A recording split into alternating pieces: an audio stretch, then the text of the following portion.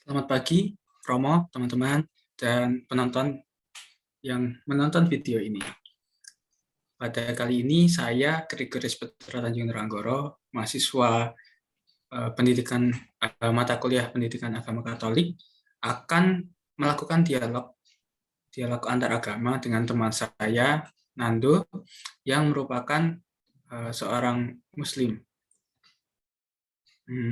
Pada kali ini kami melakukannya secara online karena terbatas oleh pandemi yang ada, pandemi COVID-19, dan untuk memudahkan dalam recording juga. Tapi saya ingin menjelaskan terlebih dahulu di awal bahwa dialog antara agama ini bukan suatu sarana untuk menjatuhkan agama lain atau menjelek-jelekkan agama lain, melainkan justru untuk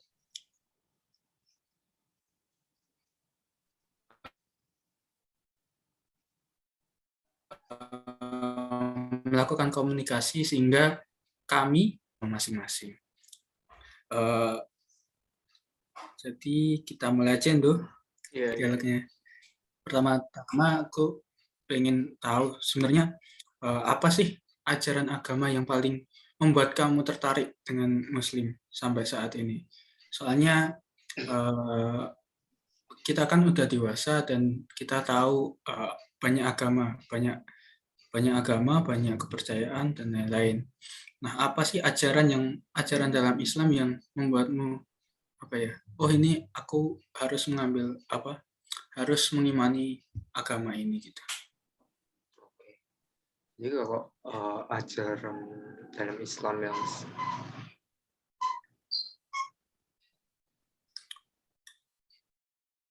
menjadi ajaran yang membekas dalam agama saya dan kenapa saya bertahan di agama saya ini karena yang pertama adalah itu kan sebagaimana yang kalau kamu belum tahu, jadi di Islam itu panutannya tuh adalah Nabi Muhammad. Nah, jadi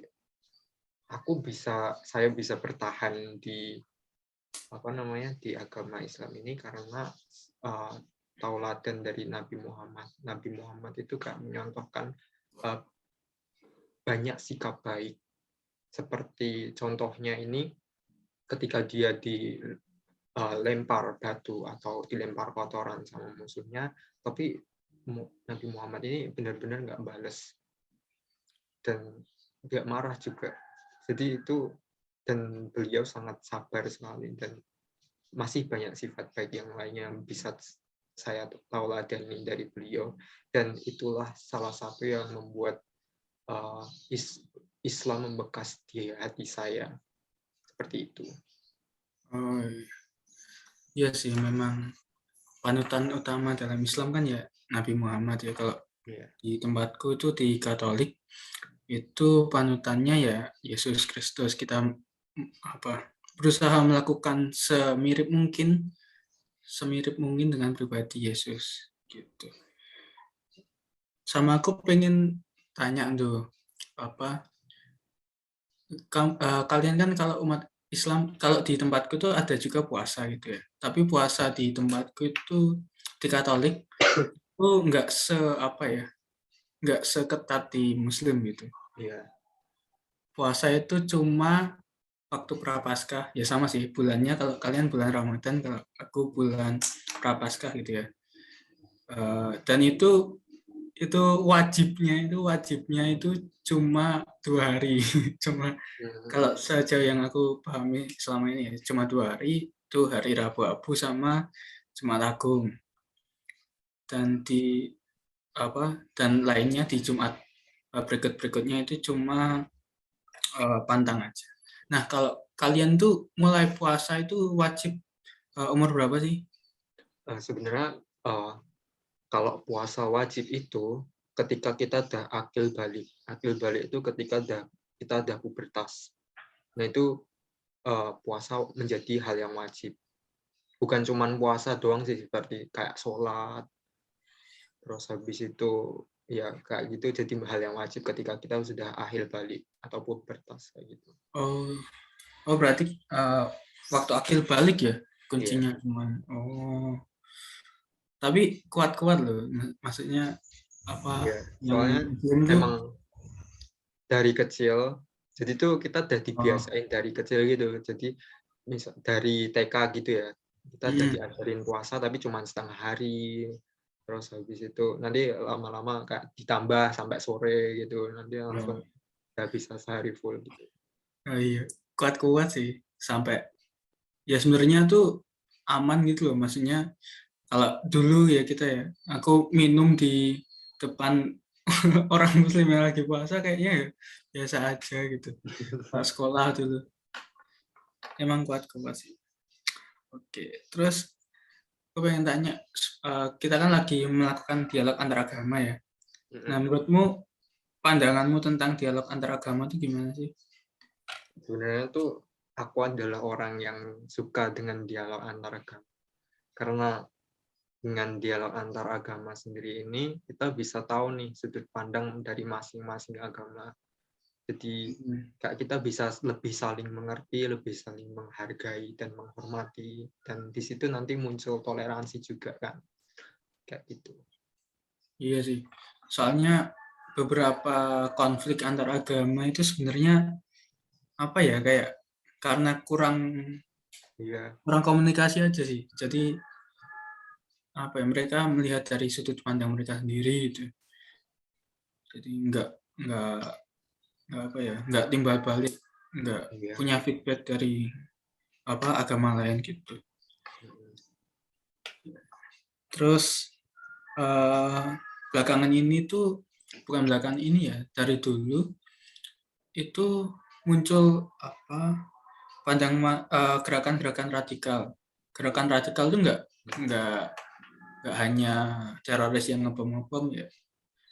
Misalnya ada yang mau ganti ideologi negara dengan syariat gitu, syariat Islam sesuai syariat Islam. Terus uh, menurutku juga intoleransi itu juga apa ya sumbernya adalah gerakan apa pikiran-pikiran yang radikal gitu. Nah, menurutmu eh, apa sih pandanganmu sebagai seorang Muslim ya, sebagai seorang Muslim eh, dengan tindakan-tindakan radikal dari eh, orang-orang Muslim juga gitu. Hmm. Tapi sebenarnya itu ya, radikal tuh kan kayak pola pikir kan. Dan itu Mm-mm. tuh kayak lebih uh, radikal tuh nggak cuman orang Islam juga, kayak kalau Mm-mm. di Amerika tuh kayak ada apa yang apa namanya, Kuklan. nah intinya tuh radikal tuh itu sebuah pola pikir yang menganggap agamanya itu paling benar, kayak strict gitu kan. Nah, Mm-mm. sebenarnya aku nggak setuju ya kalau dengan pikiran seperti itu. Mm-mm. Uh, Mungkin orang-orang yang berpikir seperti itu nggak tahu bagaimana indahnya keberagaman, perbedaan. Mm-mm. Terus dan mereka juga pasti orang yang nggak mau mikir, orang yang radikal tuh orang yang nggak mau mencari tahu dan orang yang nggak mau mikir karena mereka hanya terpaku pada satu sudut pandang tertentu. Dan Iya sih. aku nggak setuju banget. Aku setuju sih sama pemikiranmu tadi kalau radikal itu nggak hanya Islam aja ya. Di semua apa ya kalau kita terlalu fanatis dengan suatu agama atau kepercayaan kita sendiri itu bakalan menganggap yang di luar itu buruk jadi akan menciptakan radikalisme gitu ya. Iya, Nah aku nggak cuma di agama aja sih kayak kita suka klub bola pun nah, juga iya. bisa terlalu cinta dengan Bisa itu bisa. nanti apa kayak bentrok, tawuran dan lain-lain. Iya. Ya menurutku aku setuju dengan itu ya. Oke. Terus aku sebenarnya pengen tanya juga itu eh, apa sih tadi? Tadi di tengah-tengah tuh aku mau tanya Apa? tentang nanti aja deh kita kita ke pertanyaan berikutnya. Eh, menurutmu bagaimana sih usaha yang bisa kita lakukan untuk membina kerukunan dari umat beragama? Kalau dari aku mungkin ya dari dialog antar agama itu tadi. Jadi ya seperti itu tadi, kalau kita melakukan dialog antar agama, kita bisa jadi lebih tahu dan mengerti tentang agama lain, sehingga ketika ada suatu perbedaan kita bisa lebih memahami kayak gitu. Iya, iya sih, dialog antar agama itu eh, sebenarnya sebenarnya kita tuh udah melakukan nggak sih tuh? Kayak Iya, misal dalam sehari-hari itu sebenarnya kita tuh melakukan dialog antar agama tanpa melabeli itu dengan dialog antar agama. Iya nggak iya. sih? Jadi kayak dibawa seru aja. Nah, dibahas. Dan secara tidak langsung itu kita jadi tahu sudut pandang agama lain. Kalau menurutku ya untuk menjaga kerukunan antar agama ya kita harus mau mengerti Ya, agama lain juga gitu. Enggak apa ya. Ya mungkin dalam beberapa apa ya ajaran misalkan itu menyebutkan bahwa agama ini paling benar gitu ya. Ada nggak sih itu sebenarnya gitu? Sebelum aku oh, salah ngomong bahwa ada, itu ada. ada gitu ya. Hmm, Tapi ya tidak meskipun ajaran ini paling benar menurut ajaran agama tersebut ya. Tapi menurutku kita tetap harus menghormati agama lain juga gitu. ya benar. Bahwa yang nggak di ya boleh aja mereka misal mengajak misalkan eh, ayo apa ya menunjukkan bagaimana apa ya menunjukkan sehingga bisa mengajak orang untuk masuk ke agamanya itu enggak Ya, jadi kayak ya misalkan kalau misalkan Islam nih terus untuk menunjuk apa aku pengen membuat orang lain juga rasakan damainya di Islam. Nah, kita menunjukkan cara apa menunjukkan damainya Islam lewat diri kita gitu loh. Terus nanti banyak yang masuk Islam itu menurutku nggak apa-apa sih, sah-sah aja gitu. Tapi kalau misal ada pemaksaan dan lain-lain gitu, itu bahaya sih. Gitu. ya benar. Oh iya, tadi aku mau tanya, sebenarnya eh, kan di akhir-akhir ini ada isu tentang ini kan, apa kayak mau mengganti ideologi negara dengan syariat Islam apa gitu namanya. Aku lupa. Nah itu sebenarnya gimana sih, Bu? Syariat Islam apa yang mau dijadikan dasar politik gitu? Sebenarnya tuh syariat Islam tuh kayak segala artinya tuh kayak segala peraturan yang dibuat itu berdasarkan dengan ketentuan-ketentuan Islam. Jadi Oh, kayak yang cewek misalnya nah, harus pakai jilbab gitu. nah, Itu berdasarkan syariat Islam. Contohnya kayak gitu. oh, Tapi oh, ya saya aku nggak setuju sih kalau di Indonesia kan ya iya pasti. bukan cuman Islam doang. Heeh.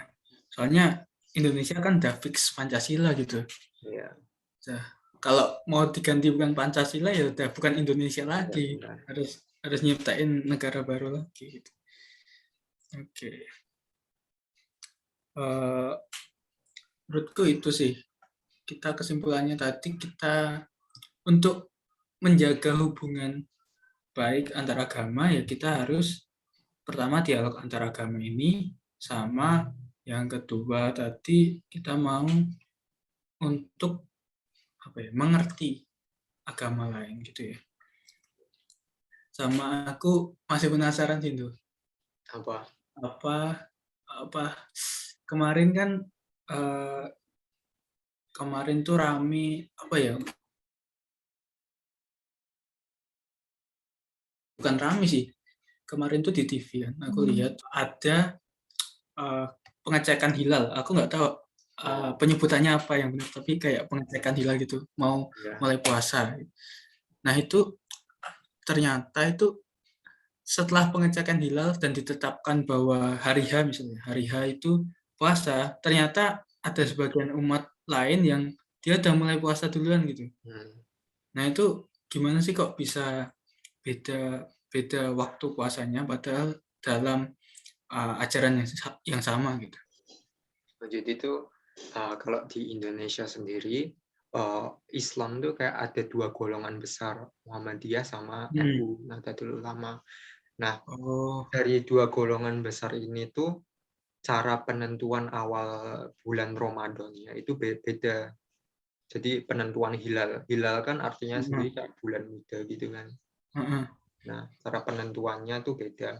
Nah, kalau yang Nahdlatul Ulama itu dia tuh menentukan hilalnya itu dengan pengamatan secara langsung, nggak pakai teropong gitu. Jadi kalau misalnya udah kelihatan bulan mudanya, berarti dia udah masuk waktu Ramadan. Jadi harus kelihatan pakai teropong bulannya. Itu kalau yang NU, yang Nahdlatul Ulama. Nah, aku sendiri Muhammadiyah. Nah, kalau Muhammadiyah itu tuh metode pengamatannya tuh kayak pakai apa namanya? Kayak pola pergerakan bulan dan pakai pokoknya pakai perhitungan astronomis itu, pakai data-data tahun-tahun sebelumnya. Dan ya udah, jadi perbedaannya itu kalau NU itu harus kelihatan bulannya, tapi kalau Muhammadiyah pakai perhitungan astronomis gitu. Oh gitu. Jadi agak beda. Oh, oke. Berarti apa? Tapi kalau yang NU itu ada dia ngitung juga nggak? Apa dia Ini pure dari?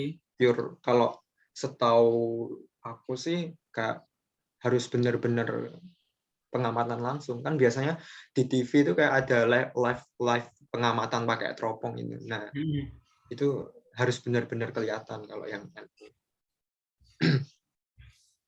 Oke. Kalau dari aku itu sih yang mau aku tanyain tuh. Kalau dari kamu ada mau Apa ya? tanya?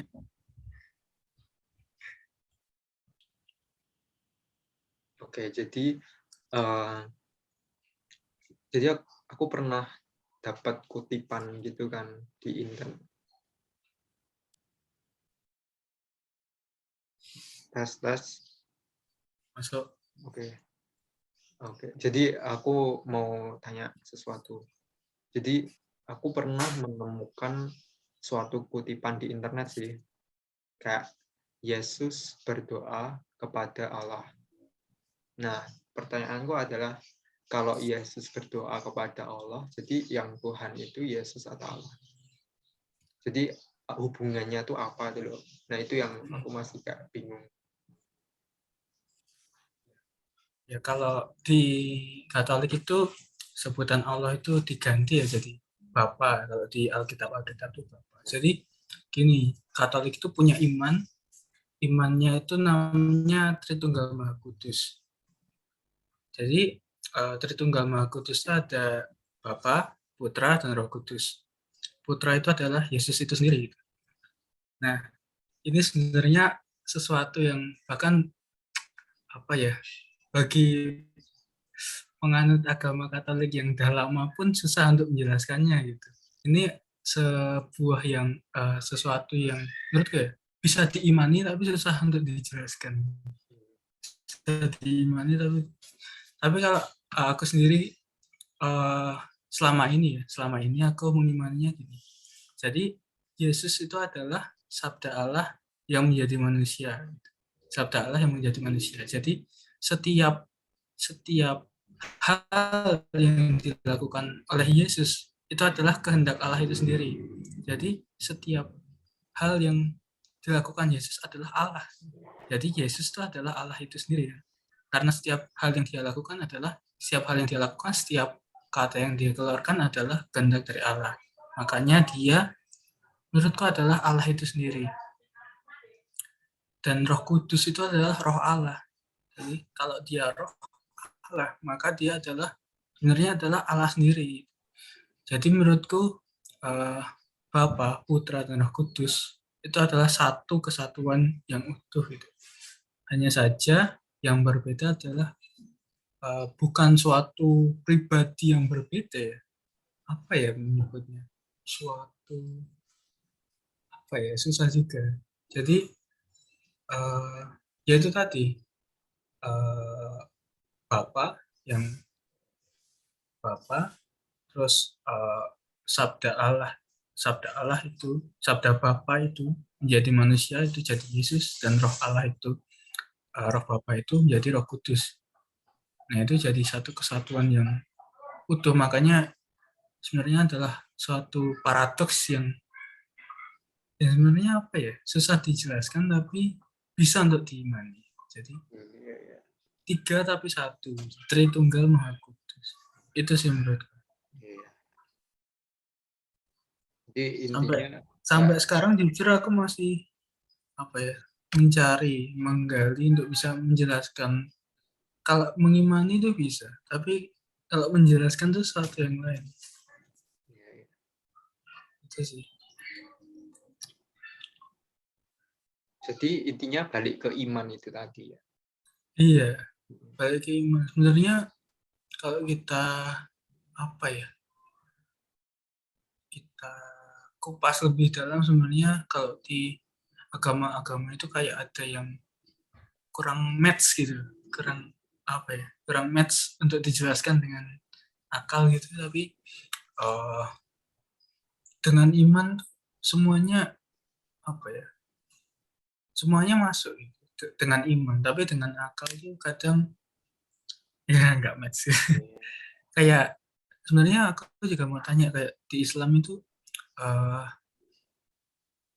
ada, jadi kayak apa, Al-Quran itu turun ya, turun dari surga gitu, bukan bukan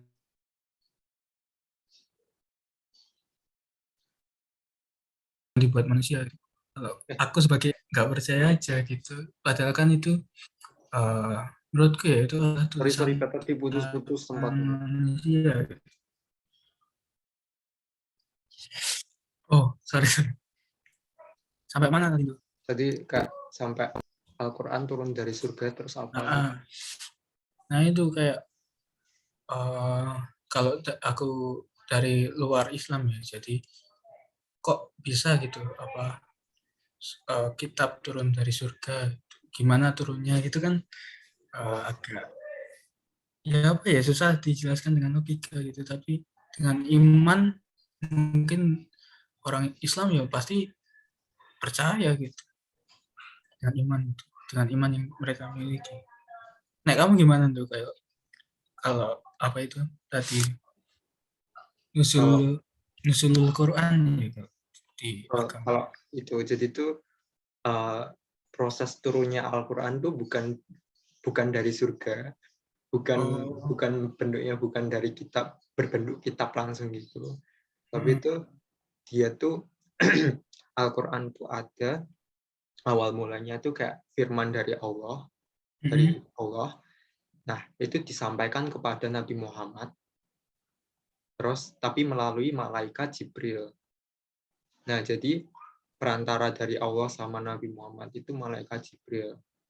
Nah, terus disampaikan satu persatu ayatnya. Bertahap. Lamanya tuh kalau nggak salah 600, pokoknya ratusan, berapa tahun ya? Pokoknya nggak langsung sekali turun, tapi bertahap turunnya. oh gitu. Terus Nabi Muhammad menghafalnya gitu.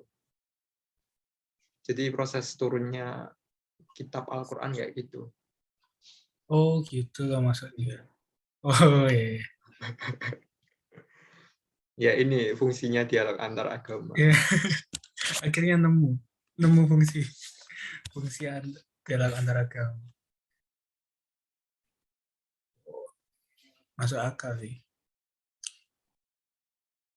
Ya itu tadi, kalau Tritunggal Maha Kudus itu tadi, Bapa, Putra, Ya. dan Roh Kudus. Tiga tapi satu. Tiga tapi tunggal. Bukan apa ya. Kalau dulu apa sih? Aku pernah dengar kayak suatu apa ya, suatu kutipan gitu. Tuhan itu bukan satu tapi tunggal. Apa ya? Jadi bisa mengakomodir lebih banyak apa, agama juga kan, agama dan kepercayaan juga. Tuhan adalah tunggal kan, esa kalau di Pancasila, esa.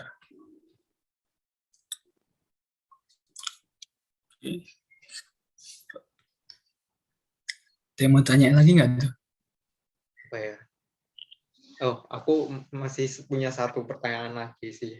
Oke. Tapi ini kayak perbandingan gini. Jadi aku masih bingung perbedaan mendasar dari Kristen Katolik sama Kristen Protestan itu perbedaannya.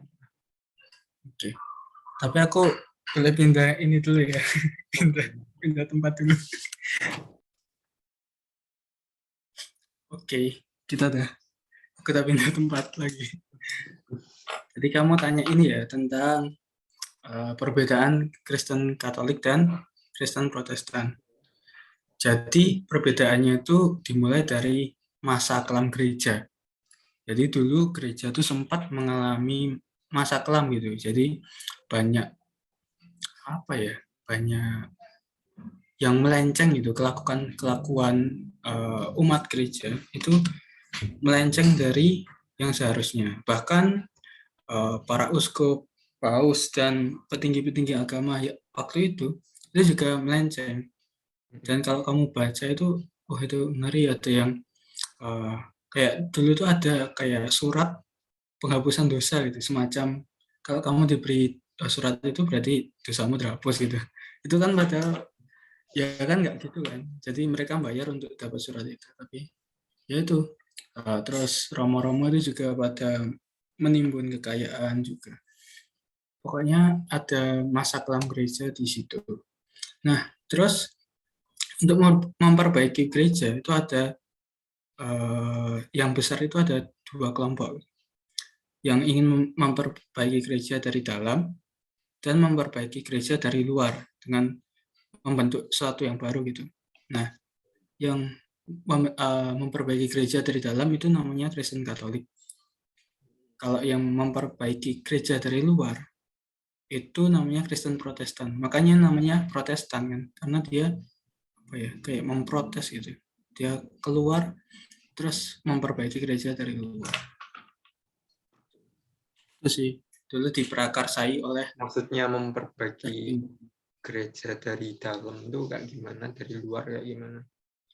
Dari dalam tuh berarti dia masih sesuai dengan yang kemarin-kemarin, apa namanya, kebiasaan-kebiasaan yang kemarin-kemarin itu ajaran-ajaran yang kemarin-kemarin. Tapi kalau yang dari luar berarti dia kayak menambahkan ajaran-ajaran yang baru juga. Disesuaikan Jadi gitu. Jadi ada dua kelompok yang sama-sama ingin memperbaiki gereja, tapi dengan cara yang berbeda. Yang satu dari dalam dengan ya ajaran-ajaran yang sama, dan dari luar dengan ajaran-ajaran yang baru yang disesuaikan. Gitu. Sepanjang yang aku tahu sih gitu ya. Oke. Itu sih.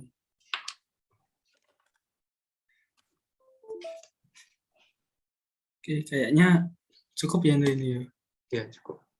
Tapi sebenarnya dari ini tadi yang tentang tadi itu yang Al-Quran itu tadi, sebenarnya contoh juga ya kenapa dialog antar agama itu perlu gitu.